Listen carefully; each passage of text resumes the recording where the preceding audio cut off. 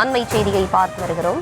திருப்பூர் அருகே வரதட்சணை கொடுமையால் ரித்தன்யா என்ற பெண் உயிரை மாய்த்து கொண்ட சம்பவத்தில் ரித்தன்யாவின் மாமியார் தற்போது கைது செய்யப்பட்டிருக்கிறார். தொடர்ந்து விரிவான விவரங்களோடு இணைகிறார் செய்தியாளர் பூபதி. பூபதி, வணக்கம். விரிவான விவரங்கள்.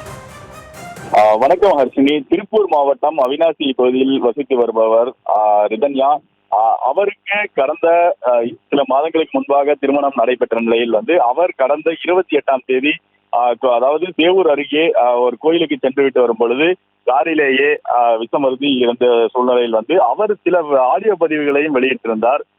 தொடர்ந்து மன உளைச்சல் மற்றும் துன்புறுத்தல் உள்ளிட்ட பல்வேறு காரணங்களால் தான் இந்த தற்கொலையில் ஈடுபட்டுள்ளதாக அந்த ஆடியோ வெளியானதை தொடர்ந்து காவல்துறையினர் கணவர் மற்றும் மாமனாரை கைது செய்து விசாரணை செய்து வந்த நிலையில் மாமியார் மட்டும் கைது செய்யாமல் தொடர்ந்து அவர் உடல்நலக்குறைவை காரணம் காட்டிய நிலையில் அவர் கைது செய்யப்படாமல் இருந்த சூழ்நிலையில் தற்பொழுது ரிதன்யாவின் பெற்றோர் தொடர்ந்து அவர் உடல்நிலை சரியில்லாமல் இல்லை, திருமணம் நடந்து இப்ப சிறிது நாட்களே, அதாவது சில மாதங்களே ஆன நிலையில் தற்போது வரை அவர் சிறப்பாக உள்ள நிலையில் தற்போது சில தலையீடுகளால் தான் அவர் கைது செய்யப்படாமல் இருப்பதாக நேற்று மாவட்ட நீதிபதி மற்றும் இன்று மாவட்ட காவல் கண்காணிப்பாளர் உள்ளிட்ட பல்வேறு இடங்களில் அவர் நேரடியாக சென்று மனு அளித்து அவரை கைது செய்ய வேண்டும் என்ற கூறி வந்த நிலையில் தற்பொழுது அவர் அதாவது அந்த ரிதன்யாவின் மாமியாரை தேவூர் போலீசார் கைது செய்து தற்போது அந்த விசாரணையை தொடங்கியுள்ளனர்.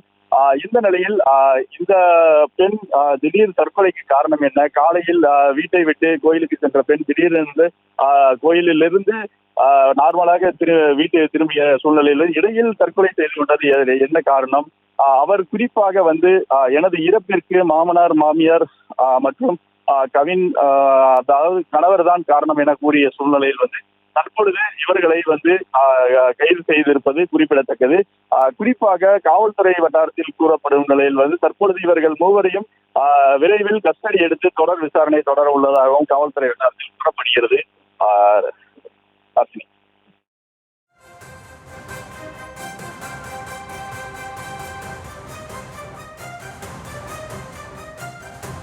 விவரங்களை வழங்கியமைக்கு நன்றி பூபதி.